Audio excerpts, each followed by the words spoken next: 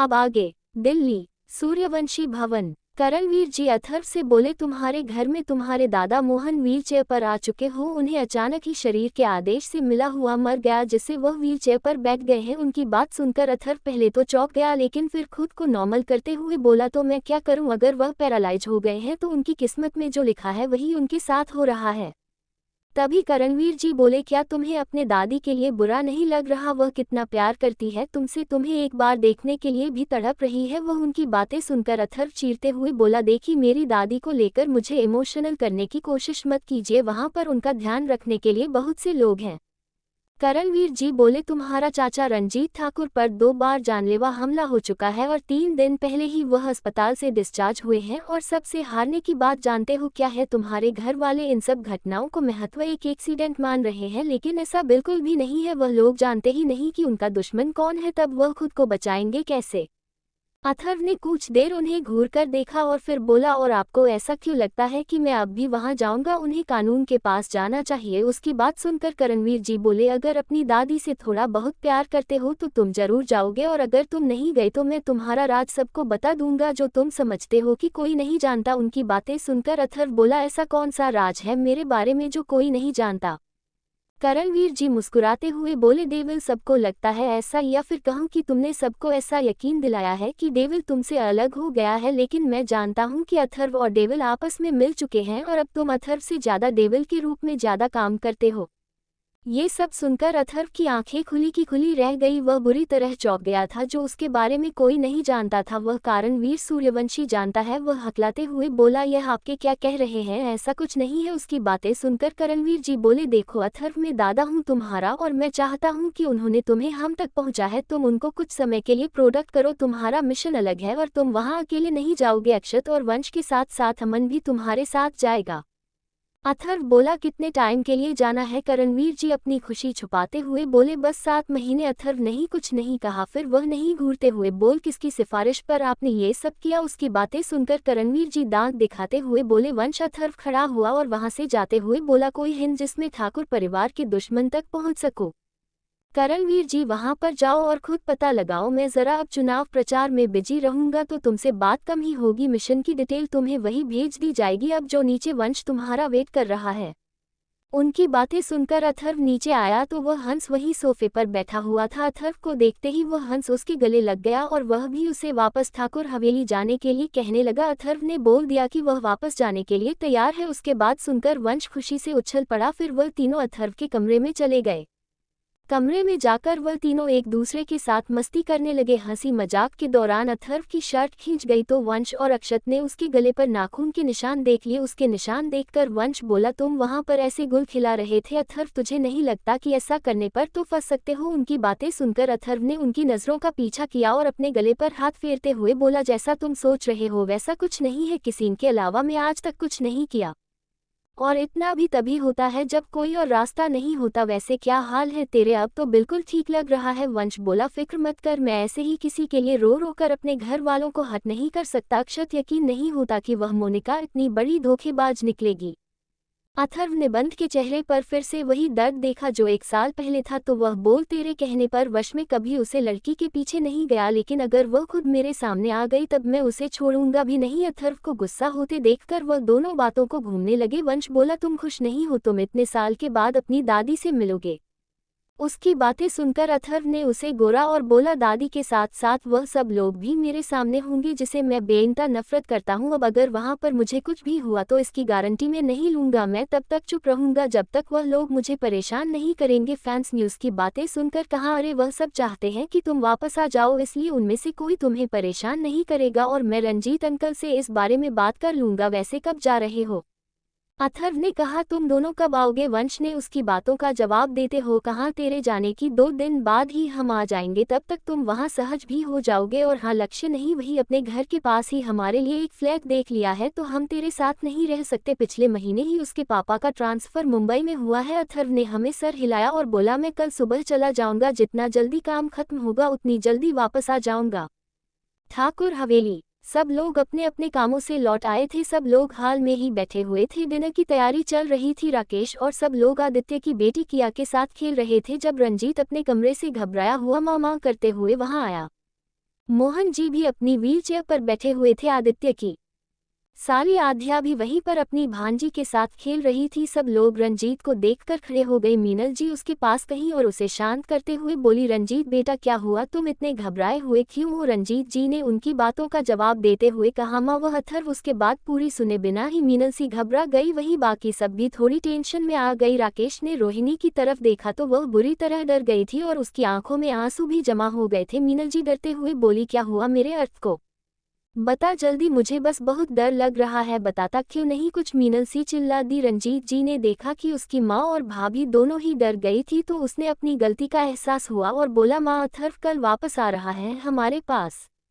उसकी बात सुनकर मीनल जी के जो आंसू डर और घबराहट की आंखों में जमा हो गए थे वह खुशी में बदल गई। वह खुशी से रोने लगी और बोली, क्या मेरा बच्चा वापस आ रहा है, वह सच में आ रहा है। रंजीत जी ने उनकी आंखें साफ करते हुए कहा, हाँ मन होगा दोपहर तक आ जाएगा, शायद अभी मुझे वंश का फोन आया था। फिर रंजीत जी ने रोहिणी की तरफ देखा, वह जो चुपचाप आंसू बहा रही थी। वह उससे बोला, भाभी आपसे और बाकी सबसे एक रिक्वेस्ट है। वंश का कहना है कि अथर्व की बीमारी ठीक हो गई है लेकिन वह माँ के अलावा किसी से भी कोई रिश्ता नहीं रखना चाहता है। ऐसे में अगर आप उसके करीब जाओगी तो शायद वह भड़क सकता है, क्योंकि अथर्व के डॉक्टर ने साफ शब्दों में कहा था कि जो चीज़ जिन लोगों को वह पसंद नहीं करता अगर वह उसके सामने आएगी या फिर उसके साथ किसी चीज़ को लेकर जबरदस्ती की गई तो उसके अंदर का डेविल दोबारा से उसे पर हरी हो सकता है। या फिर यह कहना ज़्यादा सही होगा कि अथर्व गायब हो जाएगा और सिर्फ डेविल बचेगा, इसलिए प्लीज़ आप उससे दूर रहेगा। उसके बाद सुनकर रोहिणी रोने लगी और खुद को शांत करने की कोशिश करने लगी। आदित्य ने अपनी माँ को देखा और उनके पास आया और उन्हें शांत करने लगा।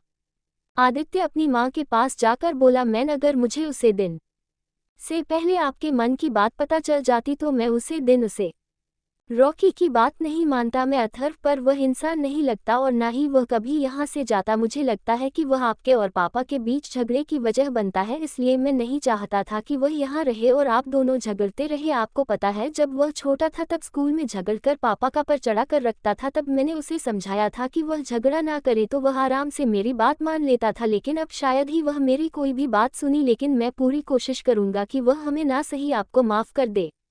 ऐसे ही राकेश को छोड़कर बाकी सब ने फैसला किया कि वह अथर्व से माफ़ी मांगेंगे। वही आध्या को कुछ भी समझ नहीं आ रहा था। वह रोहिणी के पास गई और बोली, अरे मौसी आप अध्याधी ग्रेड के होते हुए क्यों टेंशन ले रही हो, देखना ये जो भी है अथर्व या वर्थ उसे मैं चुटकियों में ठीक कर दूंगी और अगर बात नहीं बनी तो मेरे चाकू छोरी कब काम आएंगे, उसे डरा धमका के आपके साथ बांध लूंगी। उसकी बात सुनकर सब लोग मुस्कुरा उठे। दूसरी तरफ अथर्व वंश के साथ उसके घर आ चुका था। अगर अथर्व उनसे बिना मिले चला जाता तो उसके मामा पापा और बहन तीनों अनशन पर बैठ जाते। वह सभी अथर्व के साथ खुशी खुशी डिनर कर रहे थे। तभी वंश के पापा विराट मल्होत्रा बोले, तो अर्थ बेटा घर वापसी की तैयारी हो गई ना। अथर्व बोला, आप तो ऐसे कह रहे हैं जैसे मैं वहां पर हमेशा के लिए जा रहा हूँ। उसकी बातें सुनकर वंश बोला, तू वहां क्यों नहीं रहना चाहता, अब तो घर के सभी लोग चाहते हैं कि तुम बाहर हो। अथर्व नहीं जवाब दिया, सभी चाहते हैं इसलिए मैं वहां पर नहीं रहना चाहता और 2 दिन बाद तुम और अमन अक्षत के साथ आ ही रहे हो, देख लेना उसे घर के लोग मुझे चाहते हैं या ड्रामा कितने दिन तक कंटिन्यू रख पाते हैं। उसकी बातें सुनकर वंश की माँ विद्या जी अर्थव और बाकी सब का ध्यान हटाने के लिए बोले, अर्थ बेटा जब तू वहां से आएगा तब मेरे लिए क्या लाएगा। उनकी बात सुनकर अथर्व बोला, अब मेरे अलावा भी कुछ चाहिए आपको। उसकी बात सुनकर वंश की बहन वंशिका अथर्व से ताली मारकर हंसती तो विद्या जी ने मुंह फुला लिया, जिस पर सब हंस पड़े। ऐसे ही हंसी खुशी सबने डिनर किया और अथर्व वंश के साथ उसके कमरे में चलाया। आज रात को यही रहने वाला था। अगले दिन सुबह नाश्ता करने के बाद वंश अथर्व के साथ अक्षत के घर पर था। वह अपना सामान सूटकेस में रख रहा था। प्रिया जी उसके बैग में कभी कुछ रख देती तो कभी कुछ। आखिर में वह उसके बैग में लड्डू का टिफिन रखकर बोले, ये ले हो गई तेरी पैकिंग खत्म। वही अक्षत वंश और अमन अथर्व का चेहरा देखकर हंस रहे थे, जो अपने कपड़ों के बीच लड्डू और बिना जाने क्या क्या रखा हुआ देखकर चक्कर खाकर गिरने वाला था। वह इतना सब कुछ देखकर बोल, माँ मैं कहीं दूसरी दुनिया में नहीं जा रहा, वहाँ भी मेरी दादी ऐसी ही चीज़ खिलाकर मुझे टॉर्चर करेगी और यहाँ पर आप 1 मिनट, ठीक है मैं इन्हीं ले जाऊँगा और का भी लूँगा, लेकिन प्लीज़ कुछ और मत रख दीजिएगा। कुछ सोचकर अथर्व बोला। प्रिया जी खुश हो गए और वहाँ से चली गई। लगभग 10 बजे वंश अमन और अक्षत अथर्व को एयरपोर्ट पर छोड़कर आ गए। अब आगे ठाकुर हवेली। आज ठाकुर हवेली में मिनाल की दौड़ दौड़कर किचन में अथर्व का पसंदीदा खाना बनाने में लगी थी। रंजीत जी ने कहा था कि अथर्व दोपहर तक पहुंचकर आएगा, 1 बजे बजाने वाला था, लेकिन अथर्व अभी तक नहीं आया था। आज अपने कमरे से भागती हुई बाहर आए और बोली, डी मैं हॉस्पिटल जा रही हूँ, इमरजेंसी केस आया है, और बिना कुछ सुन वहां से चली गई। पीछे से उसकी बहन रहती रह गई कि बारिश आने वाली है, कहाँ से चली जा। वहीं मीनल जी ने भी बाहर देखा तो मौसम का मिजाज को ठीक नहीं था, ऐसा लग रहा था कि बारिश के साथ साथ तूफान भी आने वाला है। उन्हें अथर्व की चिंता हो रही थी कि वह इतनी बारिश में घर कैसे आएगा, इसलिए उन्होंने रंजीत को ड्राइवर के साथ उसे लेने के लिए भेज दिया। अथर्व मुंबई एयरपोर्ट पर पहुंच चुका था। जब वह एयरपोर्ट से बाहर आया तो उसका स्वागत मुंबई की जोरदार बारिश ने किया। उसने एक कैब बुक की और वहां से हवेली के लिए निकल गया। उसके वहां से जाते ही रंजीत जी भी वहां पहुंच चुका था। वह वही गाड़ी में बैठकर उसके आने का इंतजार करने लगे। वहीं दूसरी तरफ आख्या अपनी स्कूटी से हॉस्पिटल के लिए निकल गई थी। रास्ते में उसने देखा कि एक औरत एक दुकान के बाहर दर्द से कराह रही है। वह मां बनने वाली थी, उसे लेबर पेन हो रहा था। उसकी ऐसी हालत देखकर अध्यया रुक गई। उसने उसे उठाया और एक बेंच पर बिठाया। अध्ययन है जल्दी से एम्बुलेंस को फोन कर दिया और खुद ही वही उसके पास बैठ गई। उसे वहां पर खड़े लोगों पर गुस्सा भी आ रहा था, क्योंकि वह उसे औरत की मदद करने की बजाय तमाशा देख रहे थे। आध्या ने अपनी स्कूटी वही चूड़ी और एम्बुलेंस में बैठकर उसे औरत के साथ चली गई। रास्ते में ही उसने उसे औरत को उसके पति का नंबर लेकर फोन कर दिया था। तेज बारिश के साथ साथ तेज हवाएं चलने लगी थी। तभी अचानक एम्बुलेंस का बैलेंस बिगड़ गया और वह एक पेड़ से टकरा गई। पीछे एम्बुलेंस में अध्ययन एक तेज झटके से साथ आगे की तरफ गिर पड़ी। उसकी कहानी और माथे पर चोट लग गई। वह जैसे तैसे उठकर खड़ी हुई तो उसे औरत की कंडीशन बहुत ज्यादा खराब हो गई थी। उसे औरत की को ब्लीडिंग शुरू हो गई थी। आध्या ने नीचे कर देखा तो ड्राइवर भी बेहोश हो गया था। वह एक सुनसान रास्ते पर थी। उसने लिफ्ट मांगने का सोच और सड़क पर आकर हर आती जाती गाड़ी को रोकने की कोशिश करने लगी, लेकिन किसी ने भी गाड़ी नहीं रोक। तभी उसके सामने से एक गाड़ी आती दिखाई दी। उसे आर या पार का सोच और उसे गाड़ी के सामने कूद गई। ड्राइवर ने झटके से गाड़ी रोक दी। इन सब से अलग अथर्व आंखें बंद करके गाड़ी में बैठा यही सोच रहा था कि वह सबसे इतने सालों बाद देखकर कैसे रिएक्ट करे। तभी एक झटके से गाड़ी रुक गई। अथर्व का सीन आगे की सीट से टकरा गया। वह अपना माथा सहलाते हुए ड्राइवर पर गुस्सा करते हुए बोला, गाड़ी चलानी नहीं आती क्या तुम्हें? क्या हर पैसेंजर को बिठाकर ऐसे ही गाड़ी चलाते हो? उसकी बातें सुनकर ड्राइवर ने कहा, सब कोई लड़की गाड़ी के सामने कूद गई थी, इसलिए मुझे गाड़ी रोकनी पड़ी। तभी वह लड़की जो कोई और नहीं हत्या ही थी, उसने गाड़ी का शीशा खटखटाया और मदद मांगते हुए बोली, एक्सक्यूज मी, क्या आप हमारी मदद कर देंगे? एक्चुअली एम्बुलेंस का एक्सीडेंट हो गया है और पेशेंट की हालत काफ़ी सीरियस है, उसे लेबर पेन हो रहा है, प्लीज़ हमारी मदद कर दीजिए।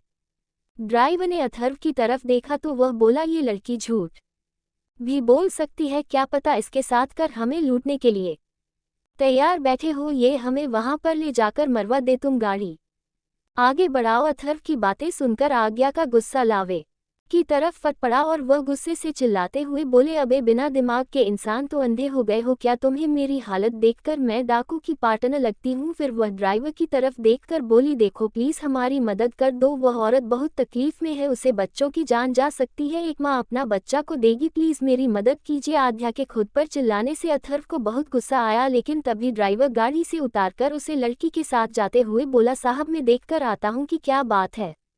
कुछ ही देर में ड्राइवर भागकर वहां आते हुए बोला, साहब को लड़की सच कह रही है, औरत सच में बहुत दर्द में है, उसे एम्बुलेंस का ड्राइवर भी बेहोश हो गया है, आप उनकी मदद कर दीजिए, सब में बहुत कमजोर शरीर का हो, उनकी मदद नहीं कर पाऊंगा। उसकी बातें सुनकर अथर्व बोला, देखो बारिश मुझे रास नहीं आती, मुझे बुखार आ जाएगा, मैं मदद नहीं कर सकता। ड्राइवर हाथ जोड़कर बोल, सब उसे औरत का बच्चा मर जाएगा, प्लीज बस उन्हें कर में लेटा दीजिए। बेईमान से ही सही, अथर्व गाड़ी से निकालकर उसे तरफ आ गया। उसने एम्बुलेंस में से उसे औरत को गोद में उठाकर निकाला और ले जाकर पीछे वाली सीट पर लेटा दिया। आध्या भी उसके पास बैठ गई और उसे होश में रहने के लिए कहने लगी। तभी उसे ड्राइवर का ख्याल आया तो वह उसकी भी मदद करने के लिए कहने लगी, पर ड्राइवर अथर्व से बोला, साहब आप मेरी क्या आपको लेकर अस्पताल पहुंची है, मैं किसी की मदद से ड्राइवर को लेकर आता हूँ। अथर्व मन ही मन खुद पर जलते हुए बोला, अब यही बाकी रह गया था, मुझे ड्राइवर भी बनना पड़ेगा। आध्या को भी उसे पर बहुत गुस्सा आ रहा था कि वह कैसे इतनी सीरियस मामले को इतना लाइटली ले सकता है। अथर्व ने गाड़ी आगे बढ़ा दी और आध्या से बोला, मुझे रास्ता बताती जाना, मैं कोई अंतर्यामी नहीं हूँ जो खुद रास्ता जान जाऊंगा। अदानी मौके की नजाकत समझते हुए चुप रहने में ही अपनी भलाई समझी। अथर्व उन्हें लेकर अस्पताल पहुंचा। स्टेटस ना मिलने के कारण उसे औरत को अंदर लेबर रूम में ले जाना पड़ा। एक बार देखने से उसके कपड़े गीले हो गए थे और उसे जुकाम भी हो गया था। चीख चीख कर उसका सर और पूरा मुंह दर्द करने लगा था। वह कभी भी बारिश में नहीं दिखता था क्योंकि उसे सर्दी जल्दी लग जाती थी और उसका सर दर्द से फट रहा था। वही वह दोनों अभी भी उसी रूम से में बाहर थे। अयोध्या ने अथर्व की बिगड़ती हालत देखी तो उसने उसे चेक करके दवाई के साथ साथ इंजेक्शन भी दिया, जिससे अथर्व वहीं पर सो गया। आध्या ने उसे भी एक रूम में ही वार्ड बॉय की मदद से लेट दिया। वही दोपहर से शाम और शाम से रात हो गई थी लेकिन अथर्व घर नहीं पहुंचा था। मीनल जी का टेंशन से बुरा हाल हो गया था। आध्या भी लौट आई थी। रंजीत जी ने वंश को फोन कर दिया था कि अथर्व अभी तक हवेली नहीं पहुंचा है। वह तो सब भी टेंशन में आ गए थे। अक्षत की मां तो घबरा गई थी। वंश ने लक्ष्य से भी फोन करके पूछा कि अथर्व पहले वहां तो नहीं आया। उसका जवाब भी नहीं था। तभी वंश ने हवेली में फोन करके झूठ कह दिया था अथर्व बारिश और तूफान में फंस गया है और किसी होटल में ठहर गया है। तो मीनल, शिव और अक्षत की मां को शांति मिली। वही सभी औरतों को छोड़कर वंश और बाकी दोस्त के साथ साथ करणवीर जी भी अथर्व की ऐसे अचानक गायब होने की आदत से वाकिफ भी थे और परेशान भी। अथर्व मुंबई जाकर भी अपनी आदत से बाज नहीं आया। यही सोचकर उन्हें उसे पर गुस्सा भी आ रहा था। अथर्व की हालत से अनजान वह उसे पर भड़के हुए थे क्योंकि वह किसी का भी फोन नहीं उठा रहा था। ये भी उसकी एक बुरी आदत में शुमार था। अगले दिन सुबह अथर्व की आंख खुली तो उसे अपना शरीर झगड़ा हुआ सा महसूस हुआ। उसे बुखार भी आ गया था जिसकी वजह से उसे आध्या पर गुस्सा आ रहा था। इस दवाई लेनी पसंद नहीं थी इसलिए उसने डॉक्टर से जबरदस्ती इंजेक्शन लगवा लिया और अस्पताल से डिस्चार्ज लेकर वहां से चला गया। क्या ड्राइवर हॉस्पिटल में आध्या के भरोसेमंद आदमी को उसका सामान दे गया था। उसने देखा कि 11 बजे बजने वाले और वह अभी भी कल वाले कपड़ों में ही था। वह वहां से होटल में चला गया और ना धोकर खाना खाकर वही आराम करने लगा। आज संडे था तो जानता था कि हवेली में सब लोग छुट्टी पर होंगे इसलिए वह दोपहर में जाने का सोचकर वही होटल में रुक गया था। वही हवेली में मीनल जी ने रंजीत जी से अथर्व को फ़ोन करने को कहा था। वह बोला मैं आप जानती है ना कि वह मेरा फ़ोन नहीं उठाता। उसके बाद सुनकर मीनल जी ने कहा वह ज़रूर उठेगी तो फ़ोन लगा और मुझे दे। रंजीत जी ने ऐसा ही किया और फ़ोन मिलकर अपनी मां को दे दिया। बेल जा रही थी कि अथर्व ने फ़ोन उठाया और हेलो बोला। तभी मीनल जी ने उसे पर सवालों की झड़ी लगा दी। अथर्व ने ज़्यादा कुछ नहीं कहा, बस एक लाइन में बात खत्म कर दी कि वह शाम को आ जाएगा और फ़ोन काट दिया। दोपहर में गाड़ी ठाकुर हवेली के बाहर आकर रुकी। उसमें से अथर्व निकला। उसने एक सर्जरी नजर पूरी हवेली पर डाली और बैग लेकर अंदर चला आया। दोपहर में सब लोग अपनी अपने कमरे में आराम कर रहे थे इसलिए अथर्वा ने यह वक्त चुना था। वह वहां से सीधा अपने कमरे में चला गया। उसका कपड़ा काफी साफ सुथरा था। उसने गौर से सब जगह चेक किया और फिर अपना बैग साइड में रखकर बेड पर गिर पड़ा और आंखें बंद कर ली। इंजेक्शन का थोड़ा असर अभी भी था इसलिए एक बार फिर वह नींद के आगोश में चला गया। शाम को अथर्व का फोन बजा। वंश उसे फोन कर रहा था। उसने जैसे ही फोन उठाया वंश उसे पर भटक गया। जब अथर्व ने उसे पूरी कहानी बताई तो उसे पर विश्वास नहीं हुआ, जिसकी वजह से अथर्वा ने दफा हो जाकर फोन काट दिया और एक बार फिर उसके जहां में आध्या का ख्याल आया, जिस पर उसे अभी भी गुस्सा आ रहा था। उसकी वजह से आज वह सच्चा होने के बावजूद उसे पर विश्वास नहीं किया गया। वोट कर हाथ मुंह धोकर अपने कमरे से बाहर आया और रेलिंग से नीचे झांकने लगा था। उसे हाल में अपनी दादी दादा व्हीलचेयर पर रोहिणी चाय लेकर आई हुई राकेश परी को गोद में लिए हुए आदित्य हाथ के हाथ में कोई फाइल पड़े हुए था। रंजीत जी एक हाथ में प्लास्टर और एक हाथ चाय पी रहे थे। राधा जी शाम का खाना बनाने के लिए लिस्ट पूछ रही थी। अखिल और आयुष एक अलग सोफे पर बैठकर मोबाइल में कुछ देखते रहे थे। राधिका और रीति कोई मैगजीन देख रही थी और आरती किया कि दूध की इसलिए आई हुई दिखाई दी। किसी का भी ध्यान ऊपर की तरफ नहीं गया था। तभी उसे अपनी दादी की आवाज आई, राधा बहू अथर्व के लिए खाना मैं बना दूंगी, तुम बाकी का देख लो। उनकी बात सुनकर राकेश थोड़ा नाराज किस बोला, मैं आप कुछ नहीं बनाएगी, आप कल भी थक गई थी और वह नहीं आया, आपका बीपी भी टेंशन में बढ़ गया था और ऊपर से दोपहर का खाना हमें रात में खाना पड़ा था, इसलिए आज अगर वह आया तभी उसके लिए कुछ बनाना, और वह भी रोई नहीं आ रहा था, बना देगी, क्या पता वह आज भी ना आए। उसके बाद सुनकर मीनल जी उसे पर खींचते हुए बोली, वह आज जरूर आएगा, उसने खुद कहा है, तुम अपना मुंह बंद रखो और खबरदार अगर उसे कुछ भी कहा तो वरना इस बार में तुम ही इस घर से धक्के देखो निकाल दूंगी। उसकी बात सुनकर राकेश जी ने हल्के गुस्से में मुंह घुमा लिया। तभी मीनल जी बोली, रंजीत अर्थ को फोन करके देख, शाम तो हो गई है, वह कब तक आएगा। अपनी माँ का ऑर्डर मानते हुए रंजीत जी ने फोन निकाला और अथर्व का नंबर मिला दिया। ऊपर रेलिंग के पास खड़े अथर्व का फोन बज उठाया। सबको रिंगटोन की आवाज ऊपर की तरफ से सुनाई दी तो सब ने सर उठाकर एक साथ ऊपर देखा। अथर्व को ऊपर खड़ा देखकर सब लोग हैरान रह गए। अथर्व ने गहरी नज़र से सबको घूरा और चलते हुए नीचे आने लगा।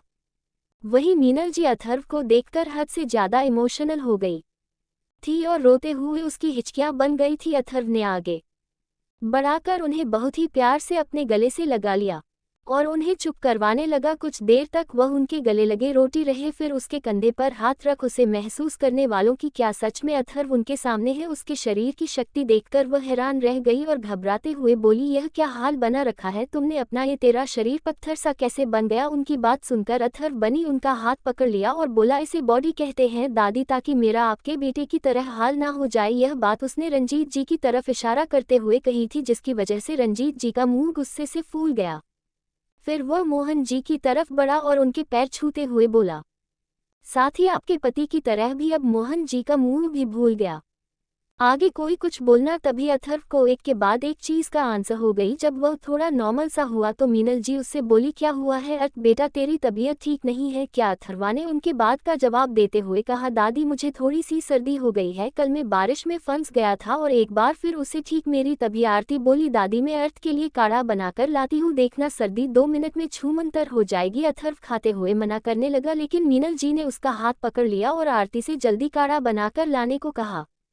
कुछ देर में आरती काढ़ा बनाकर ले आए। अथर्व उठकर भागने लगा, लेकिन एक तरफ मीनल जी और दूसरी तरफ से रंजीत जी ने एक हाथ से उसका दूसरा हाथ पकड़ लिया। तभी आरती नहीं जल्दी से कार्य का गिलास उसके मुंह से लगाया और तब तक नहीं हटाया जब तक गिलास खाली नहीं हो गया। उसके बाद आरती नहीं 2 चम्मच शहद भी उसे खिला दिया। तब कहीं जाकर अथर्व का मुंह कुछ ठीक हुआ। ये पूरा सीन ऐसा लग रहा था जैसे किसी बच्चे को जबरदस्ती खांसी की दवाई पिलाई जा रही हो। अथर्व की हालत देखकर रंजीत जी हंसने लगी और बोले, वह शरीर पत्थर जैसा और तबीयत फूल जैसी, जरा सी बारिश छील नहीं पाए तुम और बात करते हो बॉडी बनाने की, और मेरा और पापा का मजाक उड़ा रहे थे। अथर्व ने उन्हें घूरते हुए कहा, आपको मुझसे डरना चाहिए। अगर मैं अपना हाथ झटक देता तो आप अपने दूसरे हाथ से भी अपाहिज हो जाते, तब पता चल जाता आपको कि फूल कौन है और पत्थर कौन है। ये सुनकर सब लोग अब अथर्व को घूरने लगे, क्योंकि वह पहले बोलना था कि नहीं था और अब वह रंजीत जी को सरेआम धमका रहा था। तभी सब ने अयोध्या को आते देखा, जो कपड़ों पर लगा कीचड़ साफ करते हुए आ रही थी। वही अथर्व की तरह उसकी पीठ थी, जिसे वह उसे अच्छी नहीं पाया। आध्या को देखकर, आदित्य ये तुम्हारे कपड़े गंदे कैसे हो गए। इस टाइम अथर्व का फोन बज तो उठकर खड़ा हो गया। वह फोन उठाने वाला ही था कि तभी कोई उससे पीछे से एकदम से टकरा गया।